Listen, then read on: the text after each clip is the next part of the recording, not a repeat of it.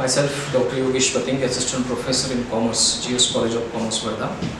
From today, we are starting new semester, MCOM second year, fourth semester, and the name of the subject is International Business Environment. MCOM second year, fourth semester, International Business Environment. In last lecture, we finished third semester subject, Service Sector Management. Now you have to go for examination as per Untitled Chapter Nagpur University guidelines. You will get the schedule and all those guidelines are there on the website of Nagpur University.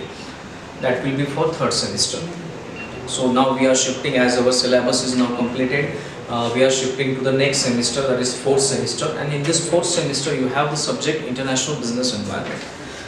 As it is our first lecture, so we started from syllabus. We will discuss what is there in the syllabus.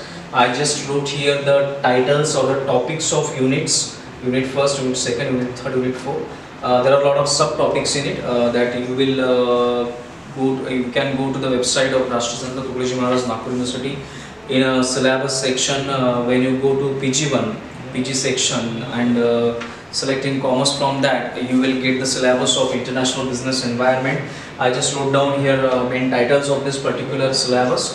In between there are a lot of sub points that we will go see along when we will go class by class, video by video. Then we will go sub points with the help of that we will try to elaborate this subject, International Business Environment. This side I note down the question paper pattern. Question paper pattern is also very important because that's why you have to prepare for the examination. We don't know whether this semester examination, particularly fourth semester examination, will be online or offline, because that examination have too much time, a lot of time to conduct, maybe sometime somewhere in May or June. So I just wrote down here question paper pattern as per university syllabus. Now coming to our subject International Business Environment. When we read that subject name, we come to notice that this subject is related to the environment, business environment, but again that business environment is at international level. Means we had studied business environment in first year, become first year, and somewhere in maybe in 11th, 12th, or somewhere in second year or third year. But what you study is actually a domestic business environment. Means domestic means when you think your business or when you think about a business from the angle of Indian laws, Indian regulation, the culture, the society, rules, regulations, from the point of view of domestic way or domestic nature, or Indian from the point of view of India, that thing will be a domestic business environment. But when we come out of our nation, when we think about the entire globe, when we think about the entire world, in that case that thing goes to international business environment. It becomes international business environment. So when we talk about international business environment, we have to see the rules and regulation framed for the entire world, for the entire globe, various organizations working at different levels in different nations. There are a lot of organizations run by some nations. They come together for a cause or for their what we can say, if they are in a particular area, from for example South Asian countries, European countries, South American countries, or the countries which are very near to China, they have the different policies. So when some nations come together for doing a business, for easing down a business, if they are from a particular one location, have very much similarities, then it will be very easy for them to do a business. It will be very easy for them to cut down their imports, to increase their exports. So these things happens at international business environment, because no one country is actually completely self-sufficient. Not even America, not even China, not even very developed nations, they are not 100% self-sufficient. They have to import something from other nations. So there is always what we can say up and down in the imports and export of that particular nation. So then there comes a balance of payment, a surplus, a deficit. That is another thing. But all those things are a part of international business environment. So when we study business environment, internal environment, external environment, different factors which affect the business environment, different organizations which frames the rules and regulations for business environment for that particular business. This thing we have to study in this subject, international business environment. Now we will move to these particular units which is part of our syllabus. We will just do a small discussion unit wise what is there in that particular unit, and then we will at the end of this particular video we will move to the question paper pattern.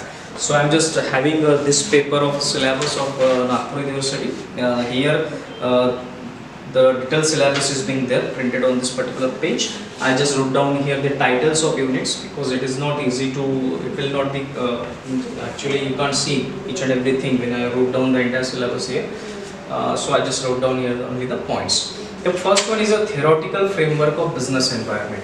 What we are actually seeing here are different levels of business environment, internal environment, external environment, then different economic systems, then public sector, then different government policies, for example industrial policy, fiscal policy, monetary policy, then what we can say economic reforms, liberalization, then LPG, all those things which is actually fundamental or basic thing of business environment. Considering the international status, that thing we have to study in unit first. That's why there is actually mention of theoretical framework of business environment. It means that we have to study what is the business environment, which factors actually affect the business environment, which factors are very much important for that particular business environment. The liberalization, privatization and globalization policies which actually started in our nation from 1991.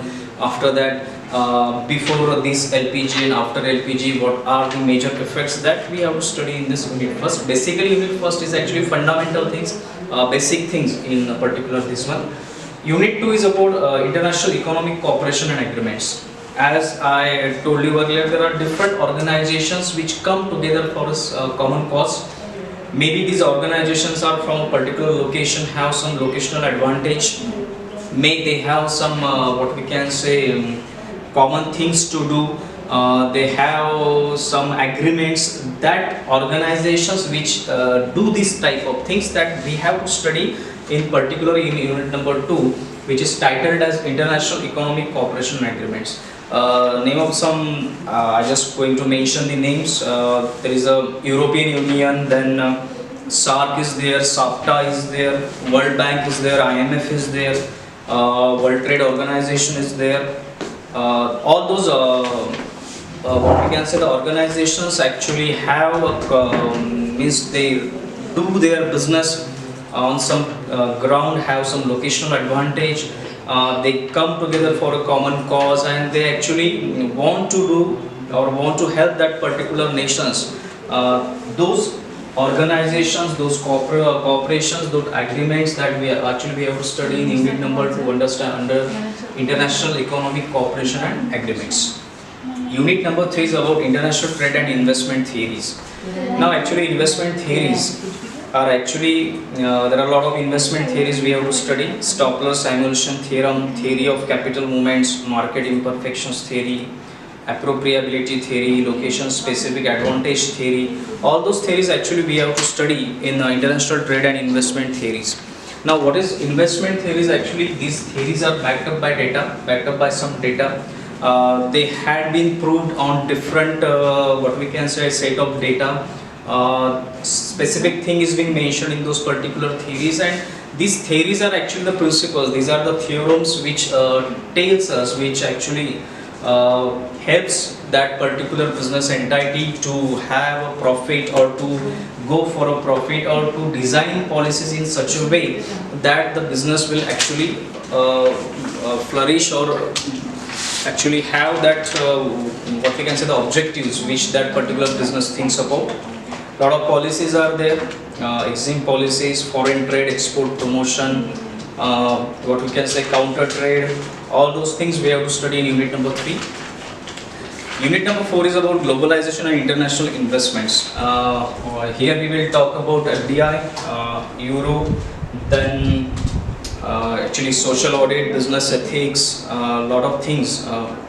Actually, what we can say about strategies, exporting, licensing, franchising, all those things we are going to study in this unit number 4, globalization and international investments. So this is all about the unit number 4. So actually summarizing these all units, we can say that when we talk about a business environment from the angle of international level, or when we see that business from a international point of view, it is very important for that business that the rules and regulations framed by the international organization, international agreements, that is actually compulsory for those type of businesses. Here we are not thinking from the angle of domestic rules and regulations, because that will be a domestic business environment. But in this particular subject, we have to study each and everything which is related with a business to a business from the international level, from the angle of international treaties, from the angle of international organizations, from the angle of international agreements, because those things are applicable to that particular business. So that's why this subject is called as international business environment. This is actually just a general discussion about this unit 4, unit 1st to unit 4. From the next lecture, we will go unit by unit, and in detail that we will see what we have to study in that particular unit first. Moving to question paper pattern, we have 5 questions in it. Question number 1 to question number 5. Actually, it is as always a question paper pattern. There is nothing different in that. Unit 1st 16 marks, unit 2nd 16, 3rd 16, 4th 16, and the 5th one is actually mix of unit 1st, 2nd, 3rd and 4th having 16 marks.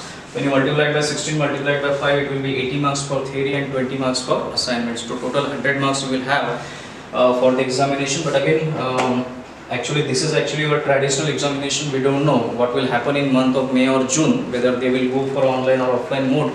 But as it is given by our university, so this is a question paper pattern, and this is actually a syllabus of international business environment. From the next lecture, we will start unit 1st. So I hope you understand what there is in a syllabus. Thank you.